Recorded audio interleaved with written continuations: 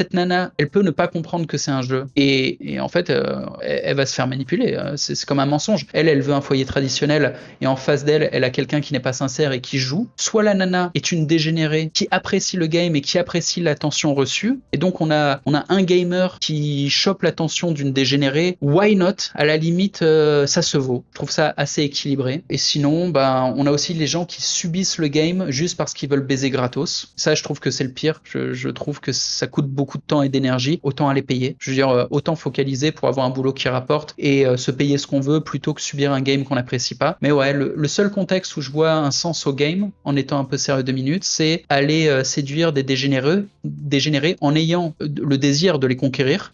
Moi je l'ai pas, je comprends pas l'intérêt. Ça serait l'équivalent d'avoir des relations intellectuelles avec des prostituées. Je vois pas trop le concept, tu vois. Pourquoi établir une correspondance avec ces femmes? Alors, c'est pas ça, tu vois. Eux, ils font des textos. Mais c'est une correspondance, en fait. Pourquoi avoir une correspondance avec une femme dégénérée? Et c'est du temps que je passe pas à parler à mon épouse et à la mère de mon enfant. Je vois pas l'intérêt. Et même à l'époque où j'avais pas d'épouse, bah, je préférais passer du temps avec mes partenaires business ou sur mon propre business quand j'étais tout seul, ou alors interagir avec des femmes un tout petit peu vertueuses ou quoi. À l'époque, ça m'intéressait pas, parce que je voulais pas encore faire de famille. Du coup, je comprends pas. Je comprends toujours pas l'intérêt du game. Tu penses qu'il y a une erreur de perception là, parce que t'as dessiné deux pans